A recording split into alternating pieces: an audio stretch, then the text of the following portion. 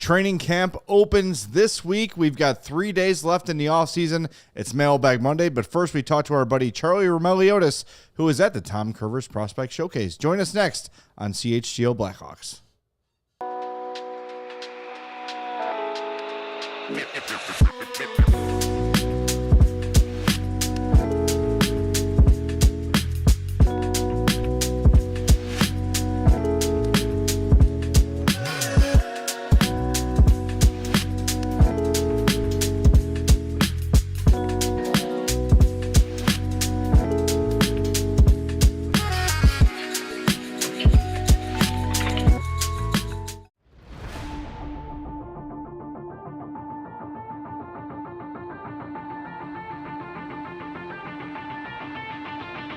Welcome into the CHGO Blackhawks podcast. Hope you're having a great Monday, the final Monday of the NHL offseason.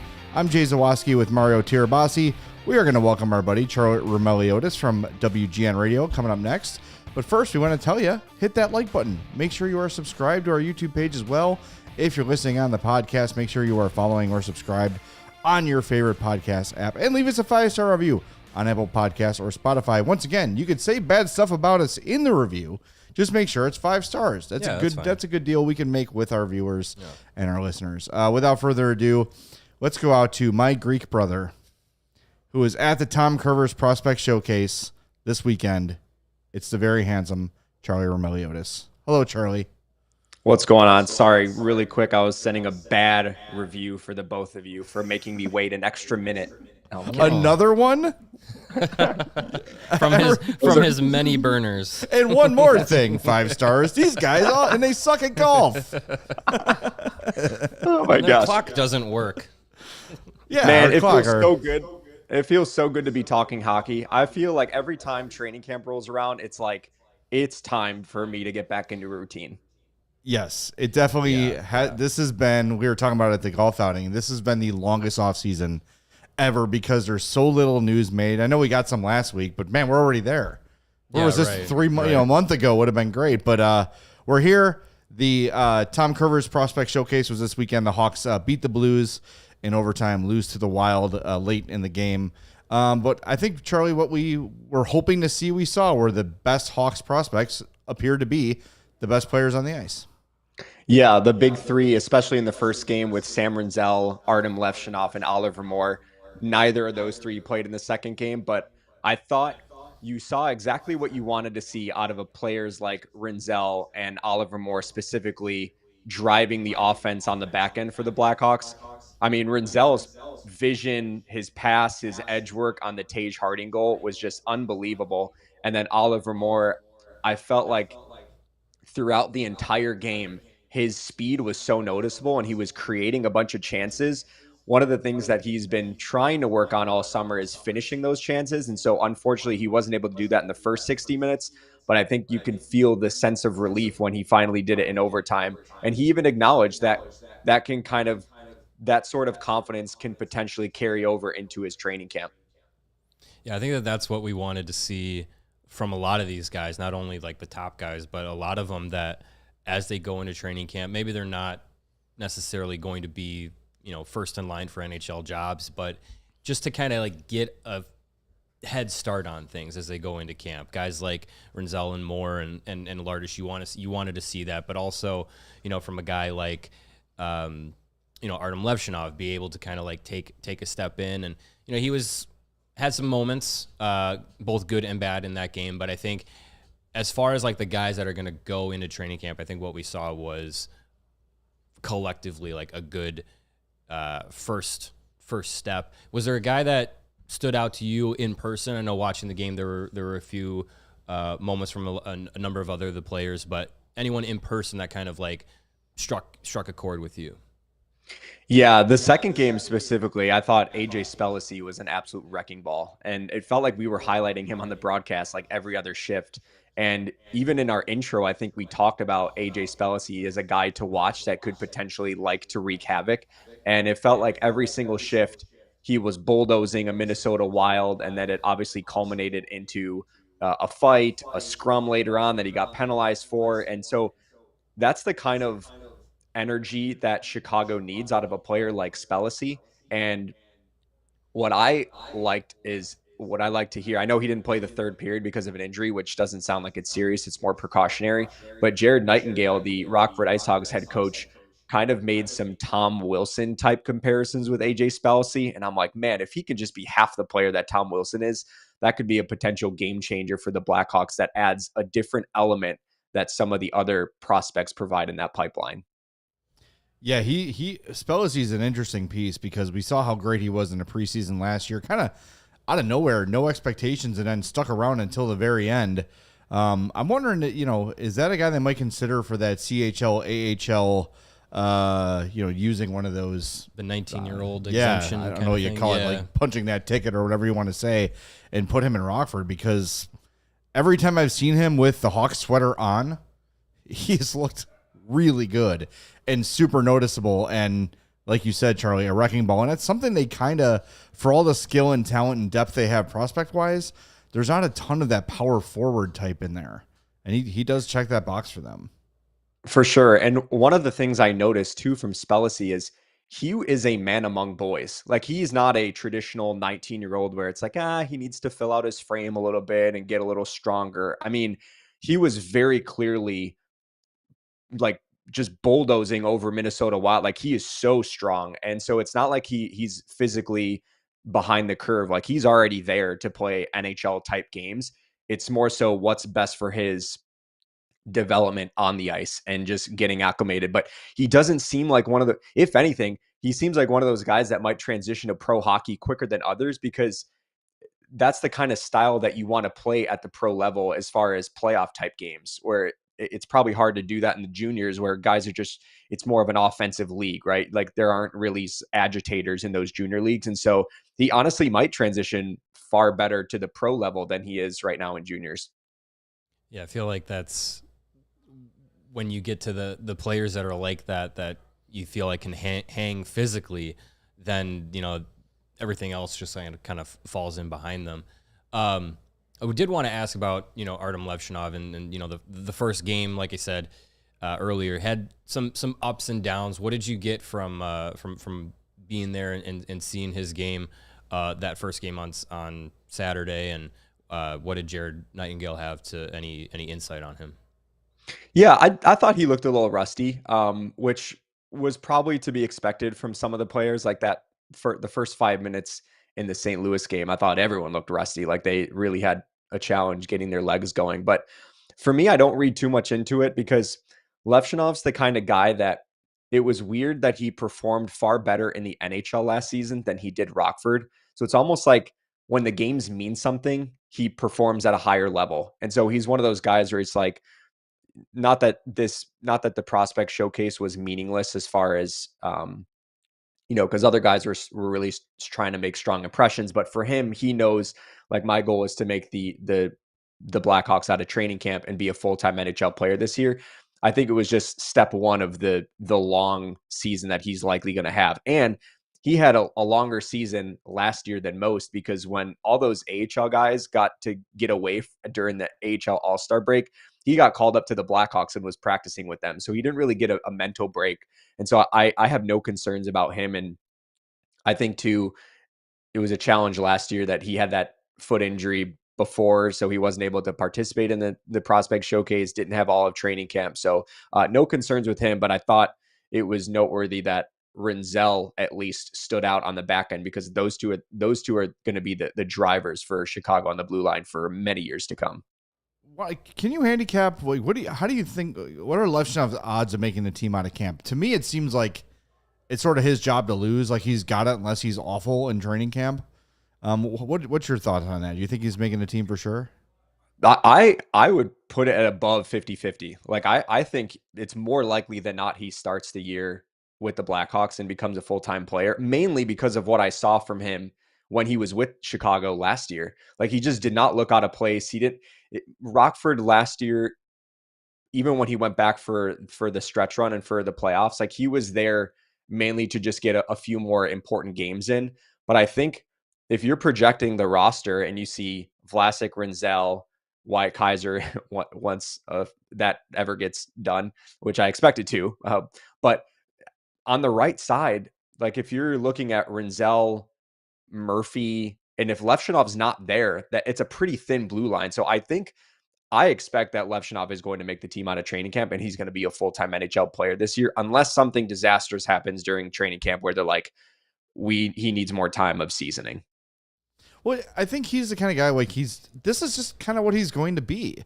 Levshunov is going to be a high risk, high reward. There's going to be moments where you're pulling your hair out, like, why did he make that decision? And then there's going to be moments that completely wow you. And we saw that last year in Chicago. We saw it last year in Rockford. And I think as he matures, it's going to be less of the, oh my God, bad, and more of the, oh my God, good.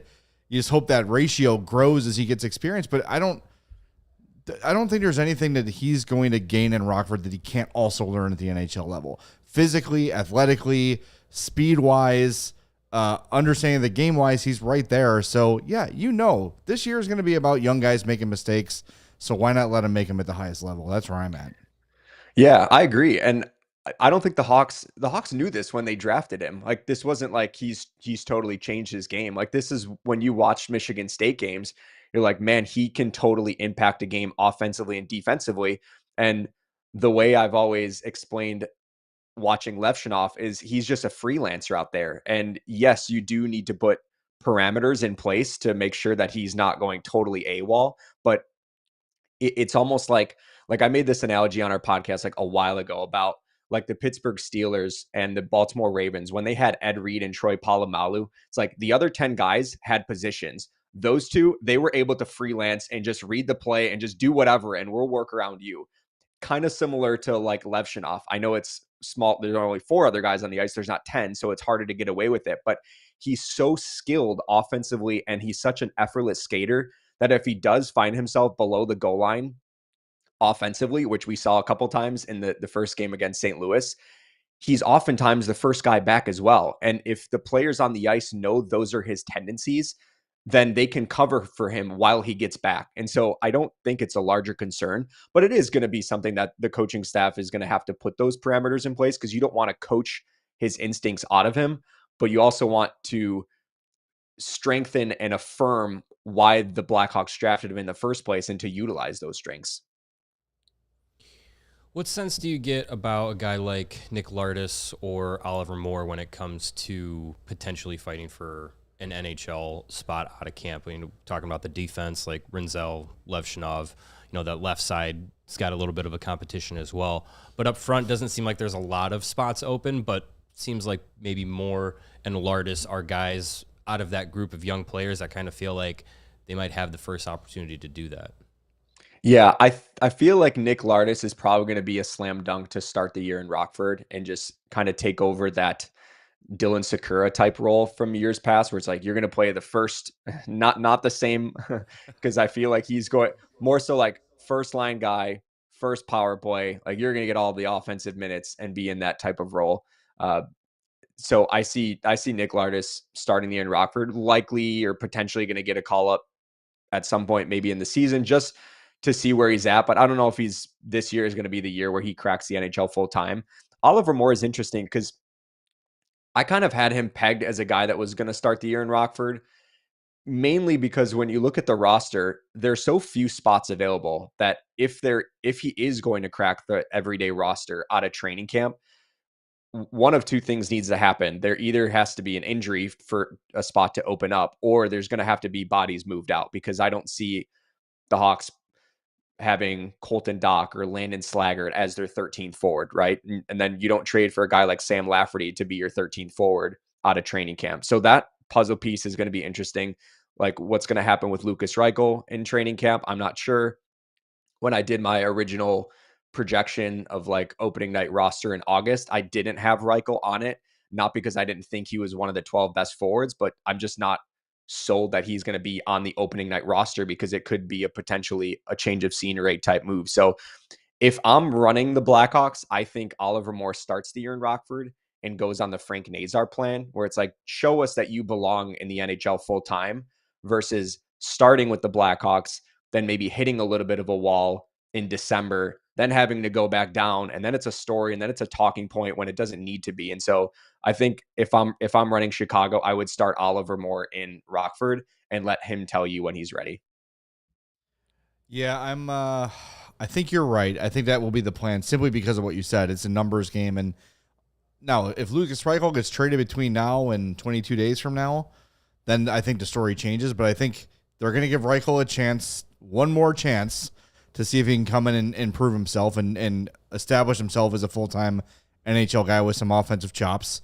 And I think Lafferty's going to play to start the season. But like you said, just with Nazar, they kept him there until they couldn't anymore. And then when they couldn't anymore, they figured it out and they made a spot for him. I think we could see the same with Moore. And I think too, like, if you're Jeff Blashill and you're deciding between Moore and Reichel, I'm seeing Moore as a guy who, even if the puck is not going in, he's going to give me something defensively. Yeah, I think that's, or adding I think that's the separator. That's the separator, right? So if he's looking at number 73 in camp and saying, I don't see it here with this guy, and here's number 11 tearing it up, even if the puck's not going in, I think that's an easy choice for Blashill. So we'll see. There's going to be a lot to watch during training camp, but the Tom Kurvers Showcase was good in showing us that, hey, these guys we feel are right on the cusp are there. So, yeah, for sure. And I agree with what you're saying too. Like Oliver Moore, he was also drafted by this current regime. Lukas Reichel was not. So there's more in an investment in Oliver Moore's development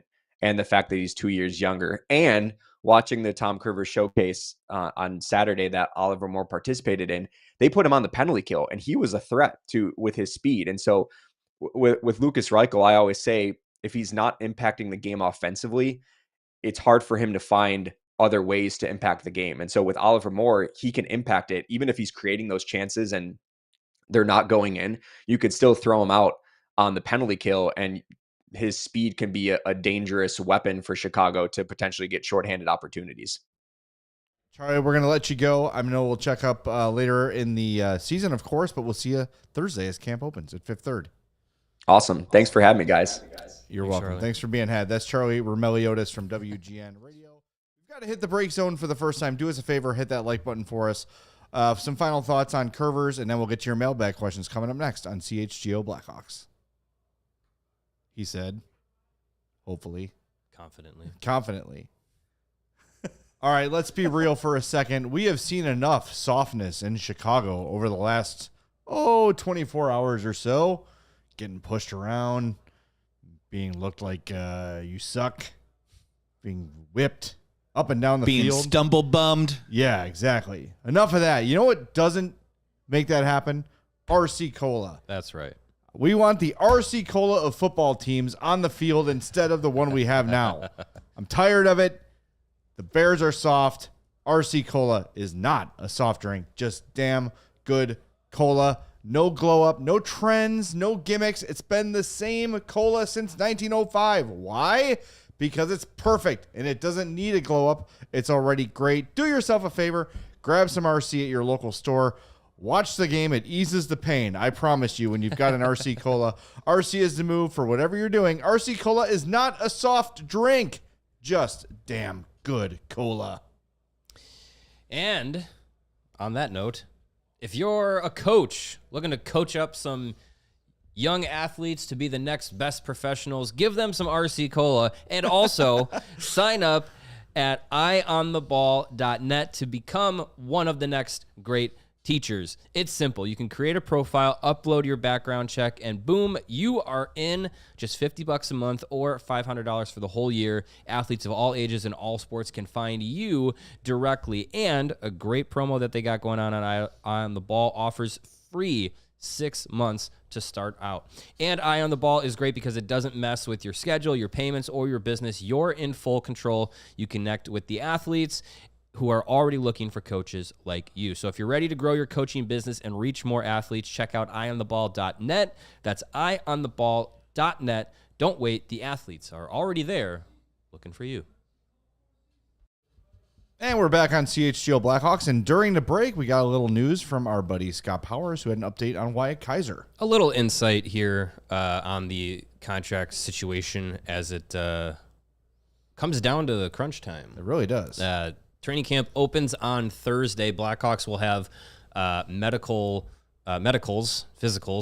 on Wednesday. And as Scott points out here, Wyatt Kaiser will not be able to participate in those on Wednesday without a contract. So as we sit here at 2:20 p.m. on Monday, still no deal between the teams.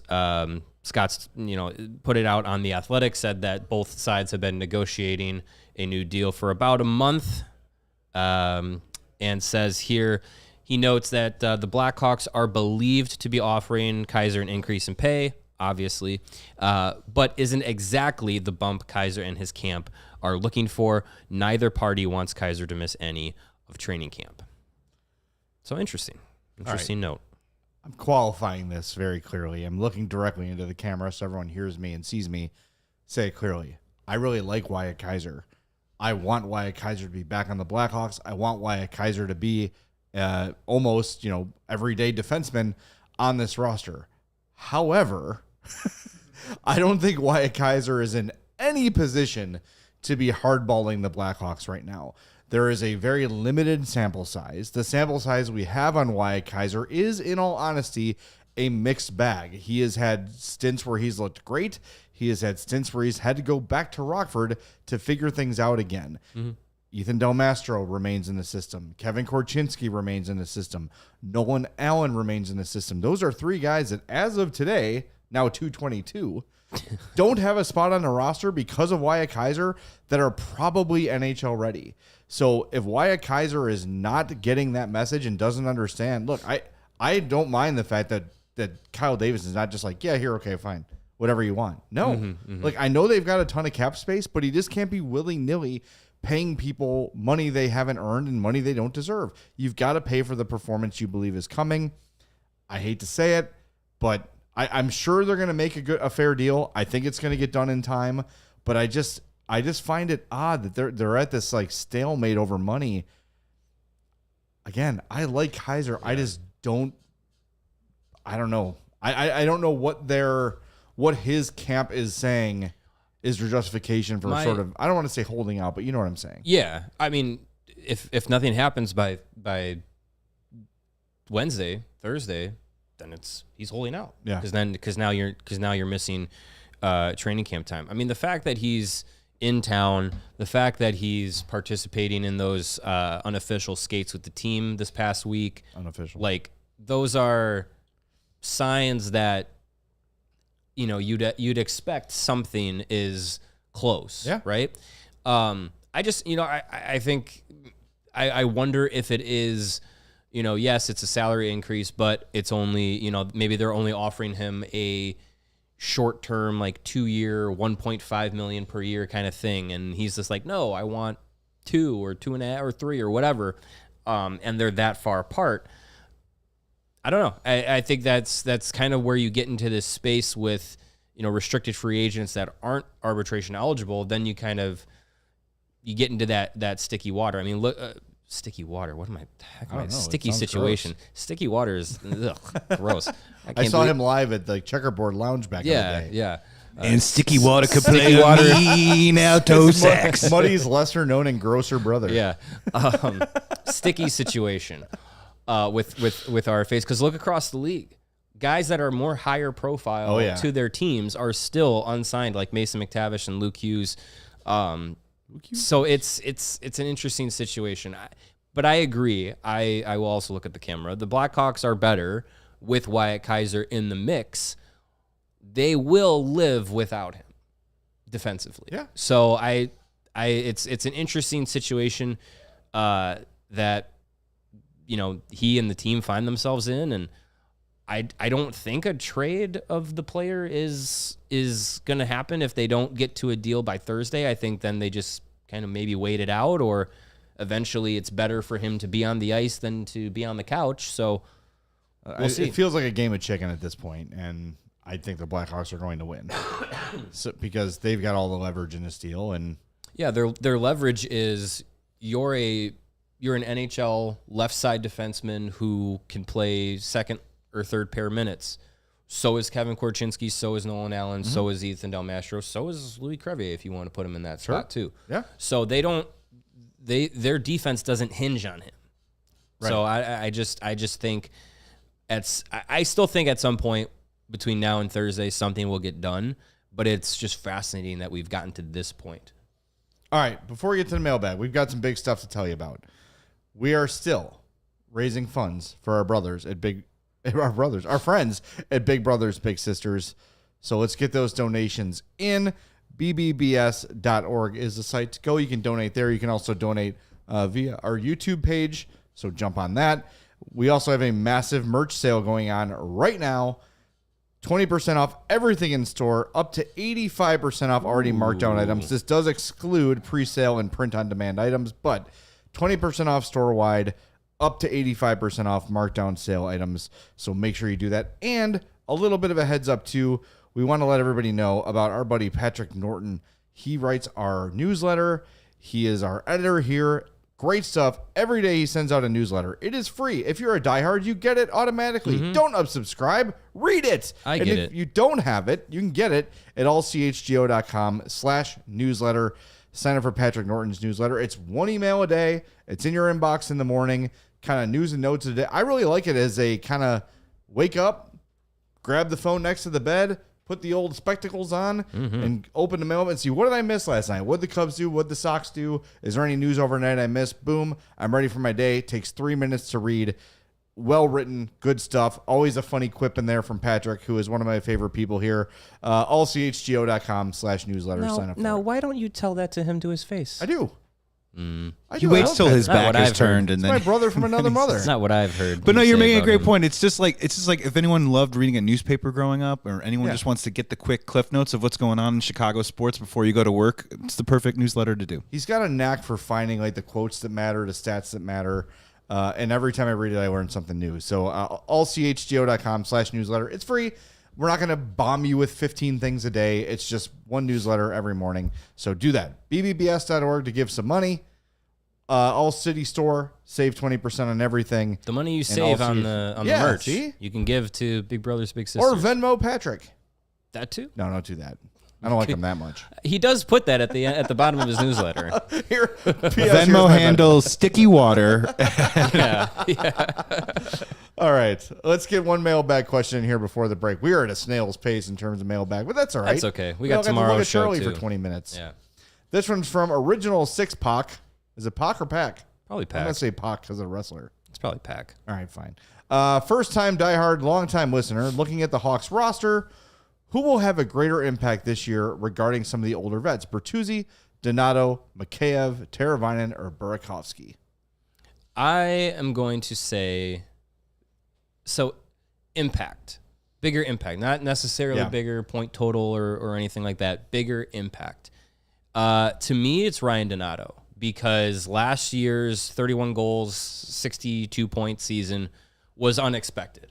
He got paid off of it, a very team-friendly deal, in my opinion, but he's going to get a lot of opportunities to start the year to play in the top six and be that guy again, because you did it last year, and you're a versatile player. You can play up and down the lineup, but maybe the Blackhawks feel like he's a guy that's going to be in that top six, play with Connor Bedard, maybe play with Frank Nazar. Who knows? We'll see in a couple of days. But I think what you got out of Ryan Donato last year was unexpected. Now there's expectation. What are you going to do to live up to it? I think it's a toss-off between Donato and Burakovsky. I think you know what you're getting with Teravainen and Bertuzzi. Those guys, almost every year, excuse me, I don't know what that was, played to the back of the house. It was Sticky Waters. It was, yeah. It's that sticky water. No, RC would never, Joseph. No, but you know what you're getting for the most part from Bertuzzi and Teravainen. Donato remains to be seen if he's a 60-point guy. I'm pretty confident calling him a 50-point guy. If he, I think with the group around him, he can do that again. Now, Burakovsky is going to get every chance to be in the top six, probably every chance to play with Connor Bedard. And I know it was not a name that really moved the needle for Hawks fans, but if you look in his past few years, like the last 2 years in Colorado, his first year with Seattle, more than half a point per game. His issue has been health, but when he's healthy, he produces. So I'm really hoping that Burakovsky becomes, if he plays 82 games, you're probably looking at another 60-some point guy. If he's with Bedard, it could be more than that. He's going to get power play time. He's a big body. He's a power forward type. He's 6'3", 203.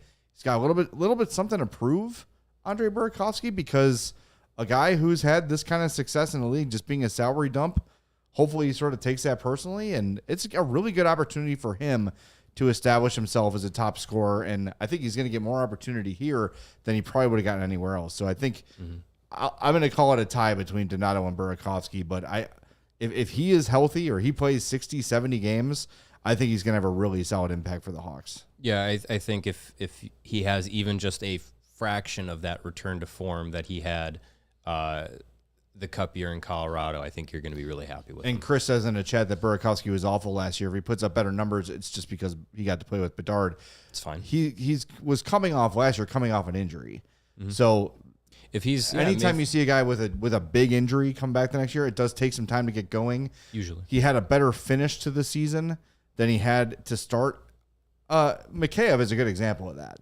It's a guy who was coming off an injury in Vancouver, started off a little bit slow, and then found his legs for the Hawks like probably a third away into the season and became a really nice bright spot for them, shorthanded and even strength. So if Burakovsky can do the same, we'll see. I'm not going to judge a guy coming off of one injury-played year. And Seattle was kind of – what a weird team they are. You can't figure them out. They should be better than they are, but maybe they shouldn't. I don't know. Yeah. Their uniforms look good, though, and that's what really matters. They do. Speaking of uniforms, we got the Detroit Centennial uniforms. We're going to share those coming up, so stick around. Hit that like button. Back in 2 minutes on CHGO Blackhawks. We are CHGO. They are CHSN, the Chicago Sports Network, and it's the official TV and streaming home of the Blackhawks, Bulls, and White Sox, broadcasting over 300 live games per year. CHSN offers the All Access plan. That's $29.99 a month.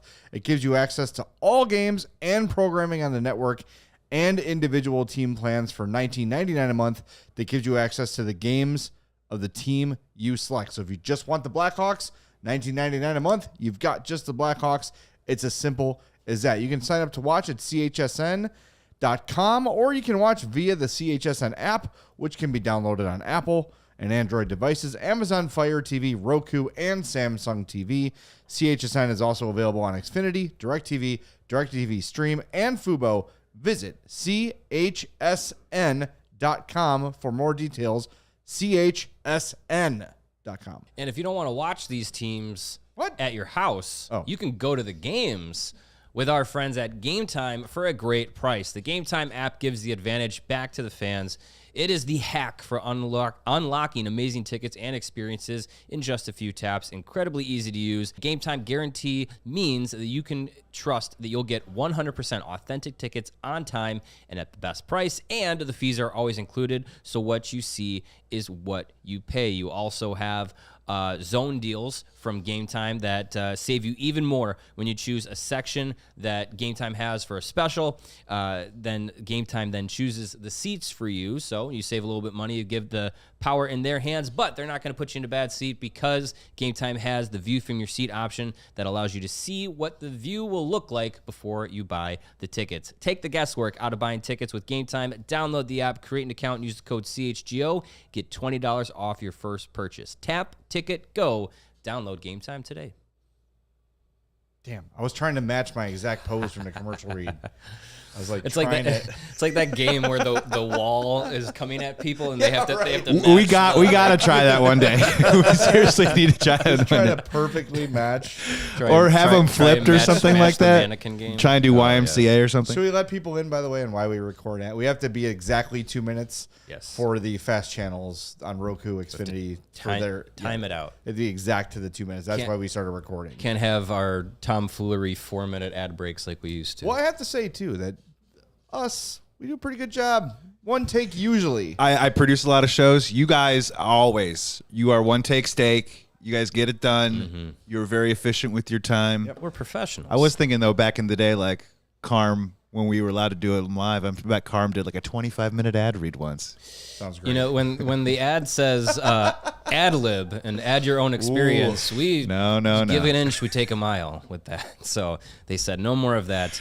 What's funny is that you wrote the Monster Jam copy yourself. You sent it back and you said, I want to write it personally. Sarah was. I actually didn't have a script for that. It's just all from the heart. So it just started coming out.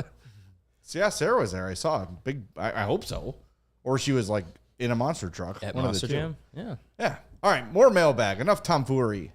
This is a serious program. Mm-hmm. All right, this one from Big Len says, for the mailbag, I'm surprised that you seem to be okay with offering Wyatt Kaiser $3 million a year. Okay. He has potential, but he was not even a full-time NHLer last year. What gives?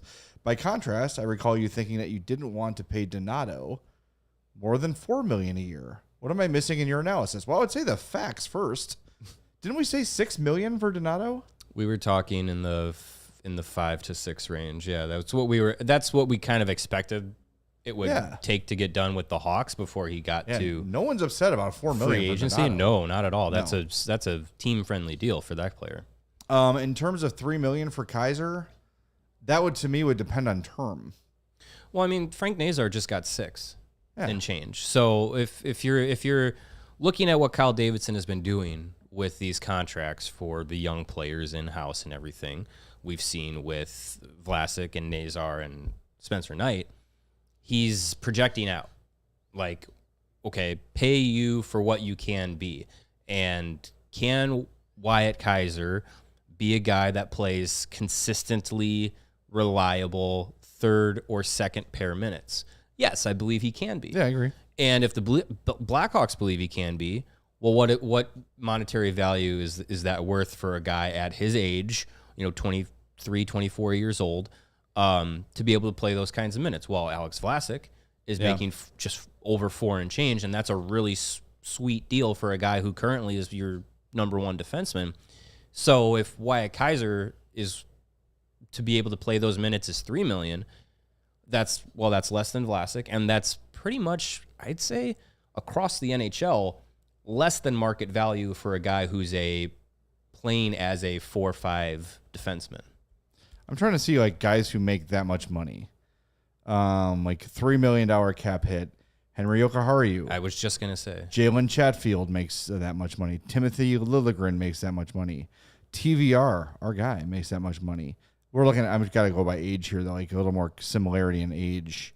Yeah, I think if you're and to what you said with term, that also is part of it as well. If it's a 2-year deal and you give him 3.5, then you're like, oh, okay. Then you expect him to be every day in your lineup, probably second pairing.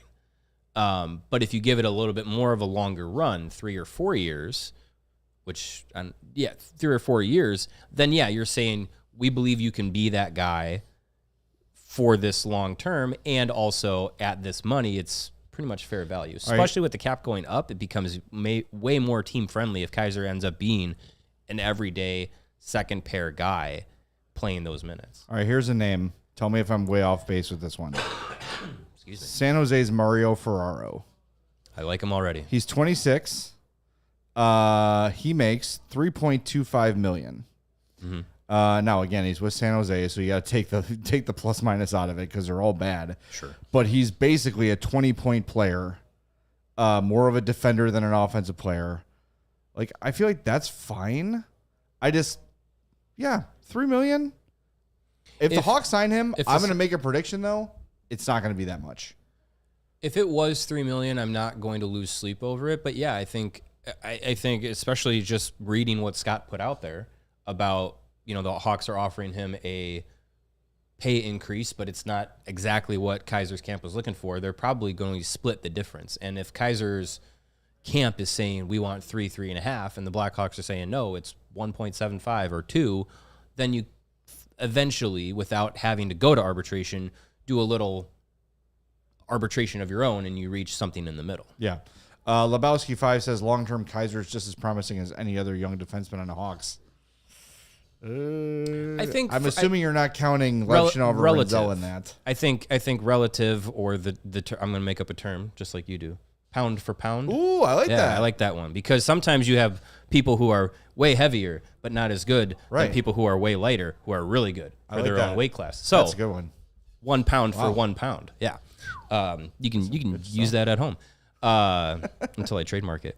But I think pound for pound, when you look at what Kaiser can become relative to his ceiling, sure. Yeah, I think he's got just as good of a case of reaching that as a Rinzel or Levshunov. Now their ceilings are probably higher, I would say, in most people's view, but I think for the capability of reaching that and being effective, yeah, there's nothing to say he can't be that. Yeah, I also think that we are, as much as I want to remind everybody, I really like Wyatt Kaiser. We need to remind people that you're probably all writing off Kevin Korchinski too quickly. That's just my 2 cents. I think it's something kind of evergreen we can say. All right, let's get another. I had Kevin Korchinski.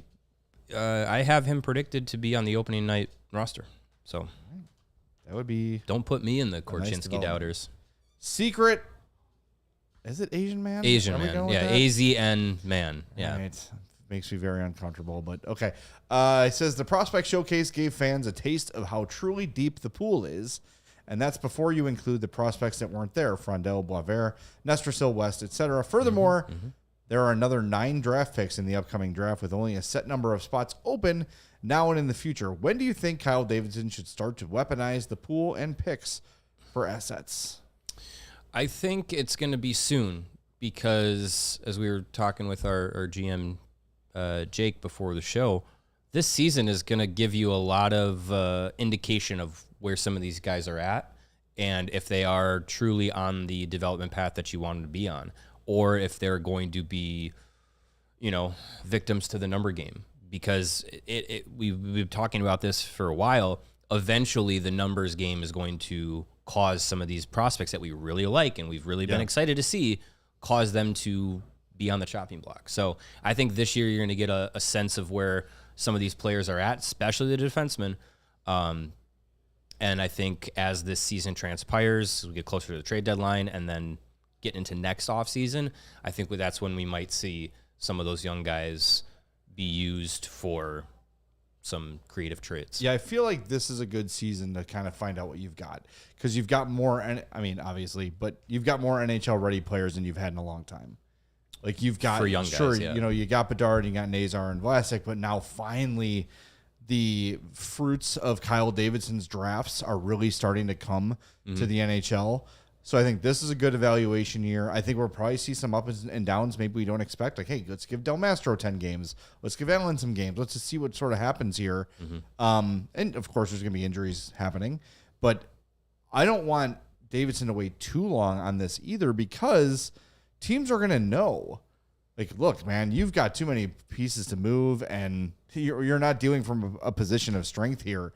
So I think that – actually, I thought it should have been – the current summer we're in, but next summer seems like really the time to start. Like, all right, here's what we know we've got NHL wise. Here's what we think we've got coming NHL wise. Here's what we just drafted. Here's our timeline for like your Nestrasils, your Wests, like your project kind of guys, and then say, okay, who are we willing to move? Who's got value here? And I think that is a reason why Korchinski's name keeps coming up, because of the guys you're willing to move, he probably has the most value. So maybe that's the sort of thing you're looking at with Korchinski. If you feel like we really need to solidify, we feel short at this position and deep at this position, let's use a depth to a strength to fix a weakness. Yeah, I think they sooner rather than later are going to be in that spot where it's you really have to start looking around and saying where are the log jams and how do you fix it. All right. More mailbags. This one from Warm Bedards. How would you handle the current goaltending situation? I was impressed with the performance of both Berezhnoi and Flores. I look and it said they're both under Rockford contracts. If they both have a good training camp, you'd have 3 Rockford goalies. If Brossoit is a real person, you have 3 in Chicago too. Do you think both teams would roll with 3? It seems unlikely. Wouldn't it be feasible, assuming the previous is true, to move Brossoit and Soderblom, bring up Comesso, and let Flores and Berezhnoi be the Rockford tandem? I think Berezhnoi is going to the Indy, or Flores rather is going to go to the Indy Fuel. That seems to be the understanding with him. I don't think he was ever. I know he's on a Rockford contract, but he was not truly, I think, a candidate for a Rockford job. I think you look at it right now, and the Blackhawks have 4 goaltenders, assuming Laurent Brossoit is capable of playing this season, which, I mean, last week we thought we saw him. It wasn't him. It was not him. Apologies to Caden Edwards. That's who it was. Caden Edwards punching air listening to our show. Yeah. But if you have Brossoit, you have 4 goalies that can stake a claim to NHL time with Spencer Knight, Soderblom, Drew Comezzo, and Laurent Brossoit. If Brossoit is not in the picture, it makes it really easy to go with Soderblom, or to go with Knight, and then probably Soderblom. Yeah. But as open of a competition as you can have for the backup goaltender position, Drew Comezzo has been really good in 2 seasons in the AHL. There's nothing to say that he's technically blocked in any way from being in the NHL. If he outperforms Arvid Soderblom in training camp, you could start him in the NHL, and that would be warranted. But it's probably going to be Arvid Soderblom and Spencer Knight to start. You have Drew Comezzo be the number 1 in Rockford. And then, you have Berezhnoy is going to be the backup, and you have the opportunity to have Owen Flores as a third goalie there. But you don't necessarily need to have 3 goalies in the AHL just because you can. Yeah. So I think that makes it a really easy and clean situation.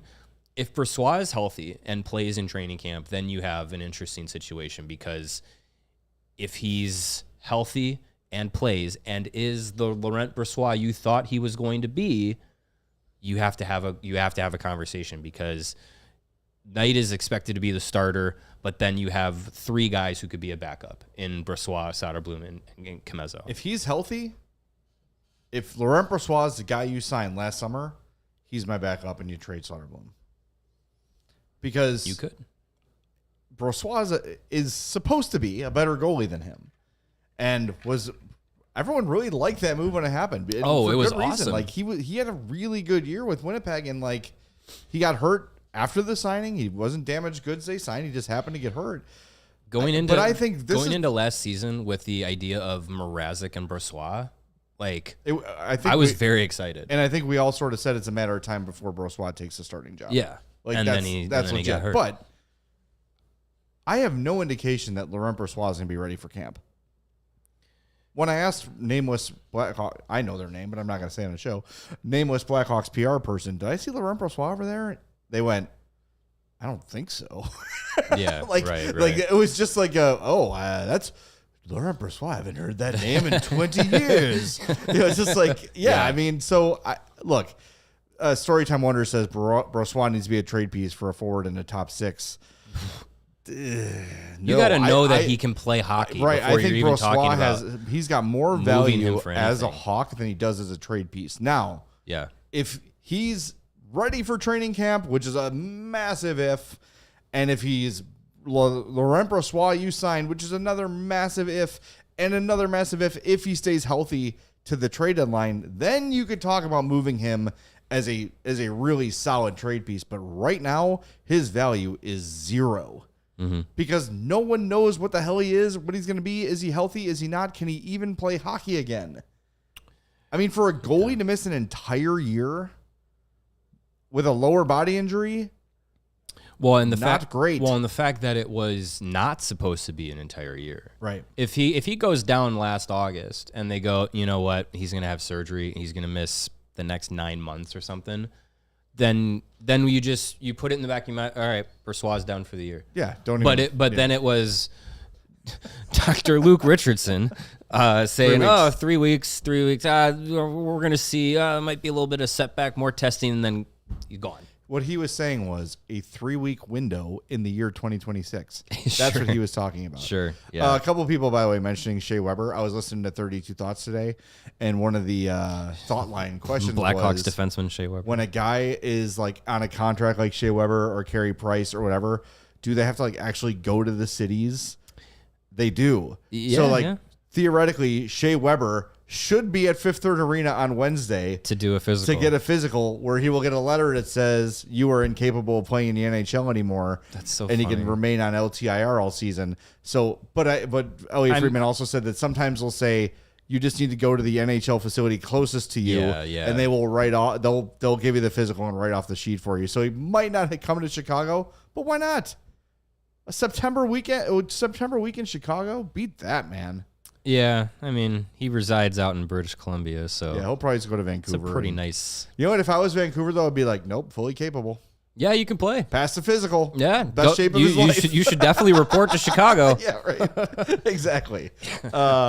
Anyway, so the Brossoit thing. The way I'm operating with Laurent Brossoit right now is that he's not going to be a goalie on this team. Until he is, it's not a problem. If he doesn't show up on Thursday. I think he does have to take the physical. Well, yeah. But I just mean, like, if he's not on the ice on Thursday, uniform, I think, we're expected to talk to Kyle Davidson on Thursday as well. That's got to be one of the first few questions. And you will hear all of Kyle Davidson on Thursday when we get back from training camp. So a little bit of a note, by the way, starting on September 29th, which is 2 weeks from today, we're shifting our show time from 2 to 2:30. So September 29th, we'll start at 2:30 just to give us more time after practice to get back here, get all the tape fed in, all the stuff we need to do for a show. We don't want to be rushing up to a show. So 2:30 start time starting 2 weeks from today. Minor tweak to your schedules. Yeah. Joey, can we get to the question about Lukas Reichel? Because we've had some conversation about him, and it's been in the chat for the last few days. We haven't really taken a moment to address it fully. Yes, this question. From Tetra Hawk. Did I miss it, or did you not manage to talk about Reichel as a trade candidate according to 32 Thoughts? If you have missed it, which most of you haven't because you have brought it up in the chat a lot, Elliot Friedman mentioned Lukas Reichel on not the most recent 32 Thoughts, but the previous episode, that his name has been out there as someone who could be garnering some interest around the league, or that the Blackhawks could be taking phone calls on. Yeah. Doesn't shock me that that's the situation, because as we kind of talked about earlier today on the show, is just like this might be the last go around of figuring out what he is at the NHL level, and if he is at the NHL level with Chicago, and you look at the potential makeup of the roster, where does he fit? Is he the fourth line center? Is he a wing on the third line? Does he deserve to be in the top six? It's a big question mark. And, he went into this offseason with a different mindset in training, working on specific things. You got a new coaching staff. So there's a lot to kind of work with. And, there was some talk about maybe he doesn't even get to training camp with the Hawks, but it looks like he is going to start camp with the Hawks by all indications here. But I'm not surprised that F5. Yeah, refresh. Yep, still a Hawk as of now. Yep. I'm not surprised that the Blackhawks, according to Elliot Friedman, are open to conversations about moving him. But I mean, so yes, we have not gotten into that specific comment in depth because there's not much there. Basically, what Friedman said was, if somebody wants him, there's a conversation to be had. Basically, make the Hawks an offer and they'll probably take it, is what it sounds like. I mean, you don't want to just... Yeah, I mean, it's not going to be for future considerations. Sure. But yeah. If someone comes to the Hawks and says, we'll give you a second-round pick or a third-round pick... Mason McTavish. The Hawks would say, yes, we'll do that. I mean, look, hey, you joke. You jest. But the Mason McTavish thing is dragged on in Anaheim. Pat Verbeek is a little weenus, and everyone knows that. I can call him that because this is your weenus right here. Right there. You can say weenus. It's not vulgar. Yeah. He's a tiny weenus. And he plays hardball. He with his screwed players. up the Demidov trade. So would you? Let's just play for funds. Reichel, Kaiser, and a desirable pick for Mason McTavish. I would do that. Yeah, sure. At this point, sure. But Lebowski, I think jokingly says Reichel for McTavish. It's not going to be straight up. No, but you need more than Lukas Reichel. But you could start the conversation there. I think he's your great value, Trevor Zegras. Sure, I think with Lukas Reichel, you look at I mean, yeah, it's easy. You look across, the RFAs, the guys that don't have deals and whatnot. Sure, you could go into that market too. But you look across the league, and I think as training camp will go on, there will be some players that start to look like, I don't know if they're going to make XYZ teams, roster out of camp. And Reichel might be one of those guys too. And it might be another 23, 24-year-old that is on an express. And you might just have a situation where the Blackhawks and a team match up and say, you know what? Well, this guy wants a new opportunity, needs a new opportunity, is blocked or whatever. We got a guy here that we don't necessarily think has a spot in the NHL with us anymore. Maybe he can work it out with you. Swap. Yep. How about this? Reichel and Kaiser for Luke Hughes. And then you have the Hughes brothers have to play together. It's been agreed upon. So then you get Jack and Quinn. Yeah, it sounds like a perfect plan. Boom. You give. Should we bring that up to Kyle on Thursday? Yes. Nolan Allen for Quinn Hughes, who says no. Right. Yeah. Okay. Jack Hughes might take a little more. So you give Del Mastro and Louis Crevier for Quinn Hughes, because that's 2. Sure. Or Jack Hughes, that's 2 for 1. That's a 200% value. I Signer math. I can get behind that math. Yeah, absolutely. I'm big braining it. The Hughes brothers to Chicago, E5. Yeah. Think of the marketing opportunities. Just right? The three brothers. Isn't that a brewing company? I did almost glitch. Somebody was on, one of the guys they interviewed on 32 Thoughts was like, have brothers ever played together in the NHL before? And I completely was like, yes, all the freaking time. Do you remember? We've hated many of them. Do you remember Yes. the on the now dead NBC Sports Chicago? Yes. One of the games that Caleb and Seth Jones were playing in together, they said this is the first pair of brothers to play together in the NHL. Do you remember that? I do remember that. I mean, aside from all the Sutters. I was just like, I guess the Sedin twins don't count. 7,000 Sutters and the Stasneys. It was that was a And no, Berets were never. that was a teammates. fun one. Well, and Wait, did Pavel and Valeri play on the same team? Yeah, didn't they play in Did Florida? they both play for Florida at together? the same time? And the Hulls too. To the internet.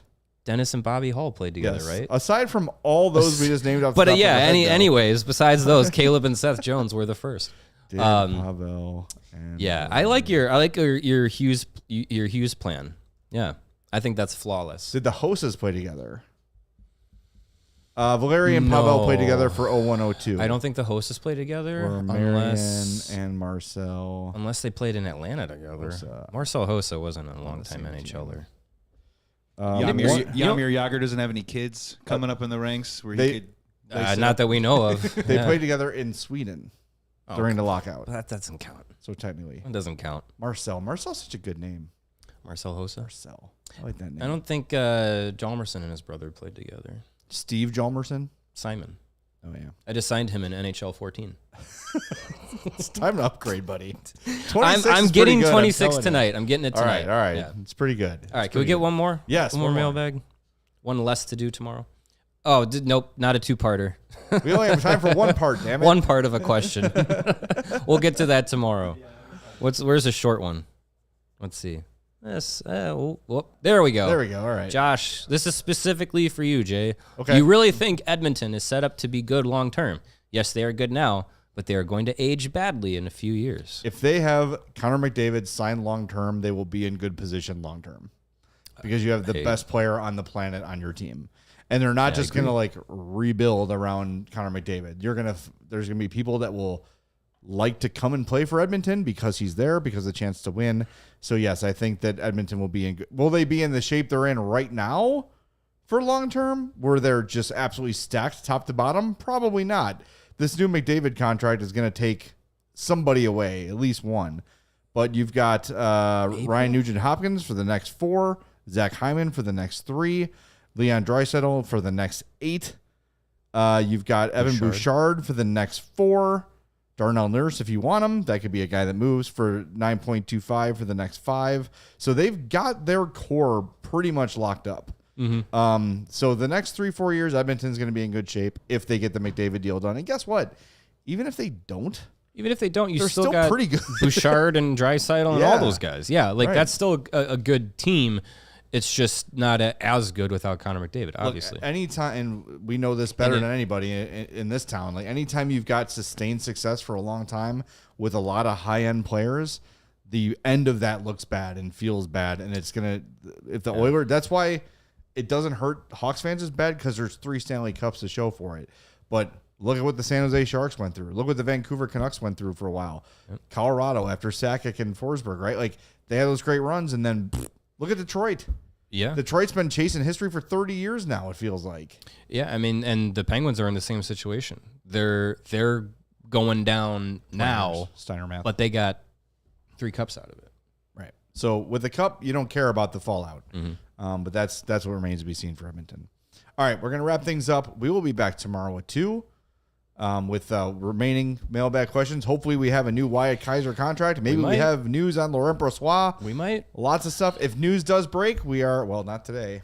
We got plans tonight. But we'll do an emergency podcast as it dictates. I think as always. I think if something happens tonight, we have to go live from where we'll be. Yeah. I think that would be I'll bring my microphone. awesome. All right. We'll talk to everybody tomorrow at 2 right here on the CHGO Blackhawks podcast. We all silly like the mayor.